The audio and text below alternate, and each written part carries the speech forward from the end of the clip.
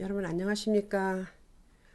자, 이번 시간에는 프로젝트 제16강 프로젝트 사례 중에 봄과 동식물에 대해서 한번 알아보도록 하겠습니다. 자, 앞에서도 얘기했지만 우리 프로젝트는 지금 생활 주제로 이렇게 돼서 어, 봄에 이렇게 볼 수 있는 뭐 동물, 식물, 봄 계절까지 이렇게 다 한 달 동안 우리가 프로젝트 하는 것이 다 들어가 있다고 보시면 되겠고요. 여기 이제 키즈 브라운 어린이집에서 이제 쌤들이 아이들과 같이 함께 활동한 거예요. 자, 주제 선정 이유 보겠습니다. 자, 숲 생태 교실에서 이 개구리 우는 소리가 이제 나니까 한 유아가 선생님 개구리 울음소리가 나요라고 했다. 이게 이제 발단적인 사건이죠. 그래서 유아들이 이제 개구리 울음소리에 귀를 기울이고 또 개구리 울음소리를 따라 발길을 옮기면서 개구리는 겨울잠을 잔다고 했어. 이제 아이들이 하는 얘기예요. 봄이라서 이제 깨어났나 봐 하고 이야기를 했어요.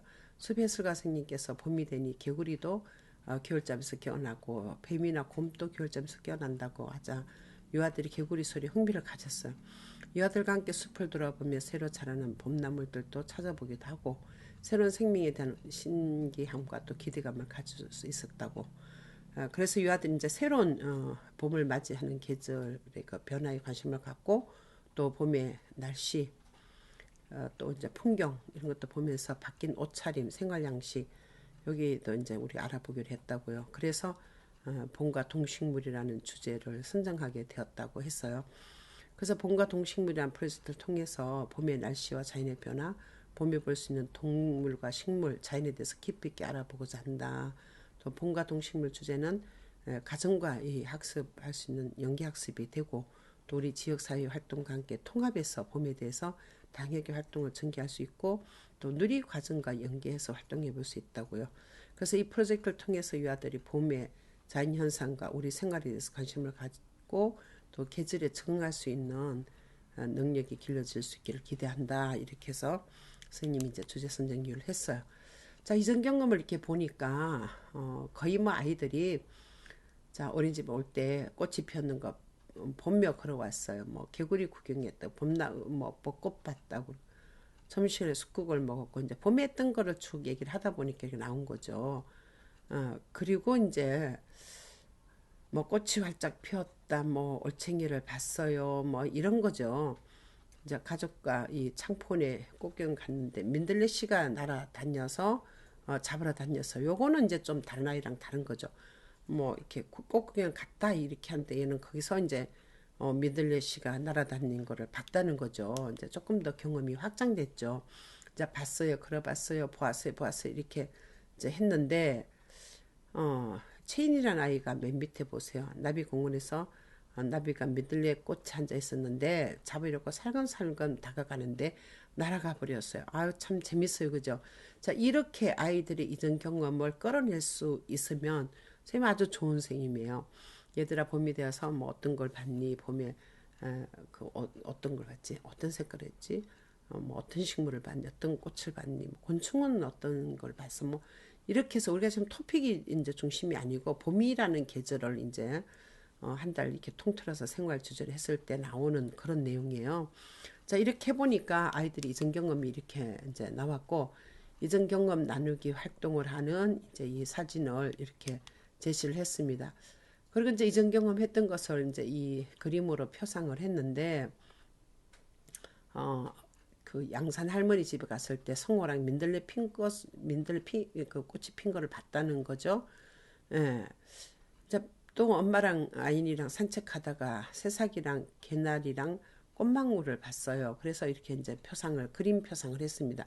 모든 프로젝트는 이렇게 이전 경험을 그림으로 표상할 때 선생님이 다큐멘테이션 해서 기록을 남겨주는데 할 수만 있으면 선생님이 여기서 그러면 이제 그 꽃망울이 피는 걸 봤을 때 느낌이 어땠어요? 이렇게 하나 더 적어주는. 그러면 뭐 아이가 이제 팝콘이 튀는 것 같았어요. 뭐 이렇게 설명을 할 수 있다는 거죠. 그럼 그런 생각까지 보면 정말 좋은 표상 활동이고 또 좋은 기록이라는 거죠. 자, 그렇게 해서 아이들이 이제 이 다 그림으로 표상을 했어요. 자, 여기서 이제 브레인스토밍을 하다가 보니까 앞에 이제 새 이름도 나오고 꽃 이름도 나오고 뭐 여기 먹는 것도 나오고 이렇게 했는데 이제 선생님이 더 이제 그 아이디어를 더 주니까 이제 이 먹을 수 있는 음식 이런 뭐 축제와 관련된 거, 또 이제 색깔과 또 냄새와 이런 것들이 더 많이 들어갔어요. 그러니까 빨간 거는 처음에 1차 브레인스토밍 하고 나서 이제 그 다음에 또 2차로 브레인스토밍을 했을 때 아이들이 이제 아이디어를 낸 거예요. 그래서 이제 색깔을 달리하면 아이들이 이제 아이디어가 여러 번 이렇게 진전이 됐다는 것을 또 보실 수 있겠죠. 그래서 브레인스토밍 한 활동을 다 집어넣고요. 사진을 이제 집어넣고 이제 이걸 가지고 유목화를 해보니까 봄에 대해서는 이제 우리가 지금 하는 게 이제 봄과 동식물이잖아요. 그러니까 유목화해서 색깔이 나왔어요. 봄에 볼 수 있는 색깔, 또 봄에 맡을 수 있는 냄새, 또 맛, 뭐 나물도 들어가고 이제 꽃도 들어가고 이러니까 맛이 나오겠죠. 그다음에 이제 소리, 이렇게 동물들, 곤충들이 있으니까 소리, 그다음에 느낌, 봄 그러면 어떤 느낌이 드는가. 그다음에 이제 봄에 볼 수 있는 꽃들, 그런 나무들, 또 동물들 이렇게 해서 이제 유목화를 하고 또 이제 봄에 축제가 많잖아요. 그러니까 이제 이게 유목이 많을 수밖에 없어요. 봄을 이제 한 달 동안 쭉 이렇게 생활 주제를 하다 보면 커질 수밖에 없는 거예요. 이제 봄에 축제, 그다음에 봄에 먹을 수 있는 음식들, 봄에 볼 수 있는 곤충들, 또 봄나물들은 어떤 게 있고, 그럼 봄 날씨의 특징은 뭔가? 그럼 봄에 이제 옷을 이렇게 그 겨울이랑 다르게 입는데 뭐 어떤 옷이 있는지, 또 봄에 나타나는 우리가 먹을 수 있는 과일은 어떤 것이 있는지, 자 이런 것들이 이제 바로 어, 우리 이제 상위 유목하고 이제 하위 유목이 이제 나눠지는 거죠. 그래서 상위 유목은 이제 색깔을 다르게 했고 사실은 이제 실제로 글씨도 더 크게 하고 이렇게 해야 됩니다. 지금 여기 이제 선생님이 했는 거 보니까 상위 유목이 글씨 더 크고 색깔도 다르죠. 밑에 이제 하위 유목이 들어있죠. 이렇게 아이들과 프로젝트를 하는 유목하는 이제 활동 사진이고요. 아이들이 이제 유목화 했는 것을 이렇게 사진을 이제 찍어봤어요. 그 다음에 이제 주제망을 해봤더니 아까 웹 짠 거에서 이제 선생님이 많은 것들을 이제 위로 올리고 이렇게 대칭하고 사이사이 집어넣어서 이제 웹을 잘 짰어요. 자, 그러면 주제망 활동을 이제 아이들도 이렇게 하는데 개별적으로 해도 되고 뭐 이렇게 같이 해도 되는데 이 주제망에서 이제 이어오는 거는 뭐 어떤 순서가 있는 게 아니라 그랬잖아요.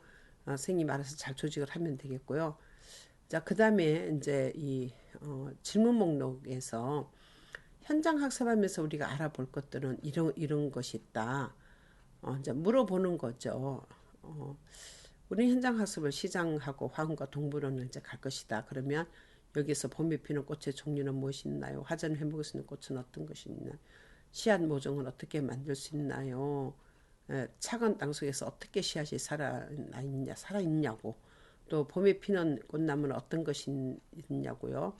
또 봄에 먹는 제철 음식은 무엇이 있나요? 또 겨울잠을 자는 동물은 어떤 것이 있나요? 동물들은 봄에 어떤 변화를 보이나요? 이게 이제 현장 학습 가서 아이들이 조사를 해서 이제 알아볼 것들이에요. 그럼 이제 전문가라는 사람들에게 그 익스퍼트에게 알아볼 거는 봄을 왜그 봄이라고 이름을 짓느냐고요. 나물은 꼭 봄에 먼저 나요. 그러면 여름에 나물이 먹고 싶으면 어떻게 보관해요? 또 봄나물에는 뭐 봄나물에도 꽃이 피나요? 그렇죠. 피죠. 먹을 수 있는 꽃이 있어요. 우리나라처럼 봄이 있는 나라도 있어요. 예, 맞죠. 봄의 날씨는 왜 자주 변해요? 봄 날씨와 관련된 속담을 알고 싶어요. 입춘대균이 뭐예요? 얘는 똘똘해요, 그죠? 봄에는 왜 황사가 불어요? 아이고. 그래서 이제 이런 것들 다 답을 이제 찾으려 그러면 전문가에게 물어볼 수밖에 없죠. 그 다음에 이제 아이들이 절기가 이제 궁금했으니까 24절기가 무엇이에요? 보면 어떤 옷을 입나요? 동의보감이 뭐예요? 왜냐하면 이제 이렇게 동의보감이 보면 이런 음식이 어디에 좋고 이제 이렇게 나와 있잖아요. 곰은 겨울잠을 어떻게 자나요? 경칩이 뭐예요? 아지랑이 뭐예요? 꽃샘추위가 뭐예요? 올챙이 알은 왜 봄에 볼 수 있어요? 이런 것들이 이제 분류를 해서 이제 우리가 알아볼 수 있는 거죠. 그러면 이제 이걸 가지고 우리가 알아보려 그러면 이제 자원이 있어야 되잖아요. 자원 목록을 통해서 우리가 이제 알아볼 수 있는데 1차적 자원에서는 실물, 그 많은 나물들과 이런 거. 여기 여러분 중요한 것은요. 실물을 쓸 때 한번 보세요. 이 실물은요.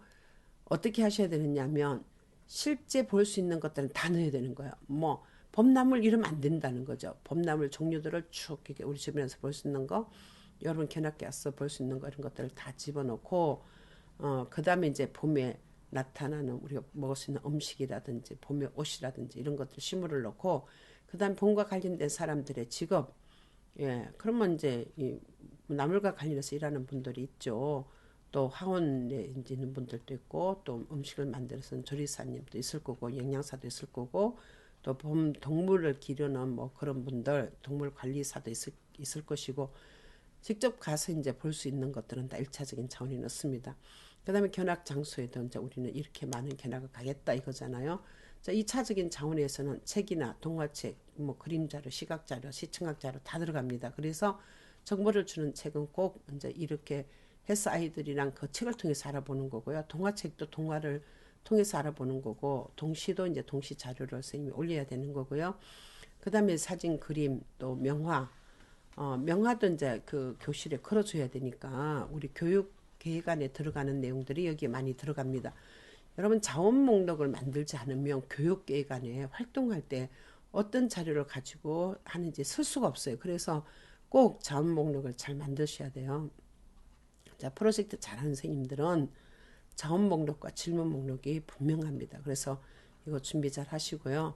그 다음에 영상 자료, 동료, 또 음악 감상, 관련 사이트, 유튜브에도 뭐 네이버에 찾아보겠다 이렇게 됐어요. 자, 이렇게 해서 여러분 그 1단계에 봄과 동식물에 관해서 이제 우리 제일 처음에 주제 선정 이유부터 질문 목록까지 다 알아봤는데요. 제가 1단계하고 2단계를 나눈 이유가 있어요. 1단계는 절대 뭐 프로젝트를 한다 그러면 이거는 수정 불가능한 거예요. 다 그 순서가 있어요. 그래서 그 순서대로 이어오지 않으면 절대 프로젝트가 제대로 안 됩니다. 예를 들어서 여러분들이 웹을 잘라 그러면 그 앞에 유목화가 반드시 돼야 된다는 거죠. 또 유목하기 전에는 뭐를 해야 되겠어? 브레인스토밍이라는 걸 해야 된다는 거죠.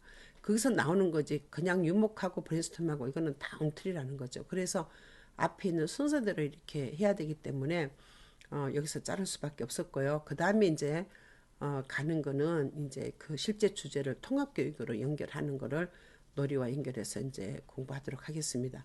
자, 다음 시간에는 우리 봄과 동식물의 이제 실제 통합교육이 어떻게 이루어지는지, 그럼 놀이로 어떻게 이거를 연결할 수 있는지 더 알아보도록 하겠습니다. 여러분 수고하셨습니다. 감사합니다.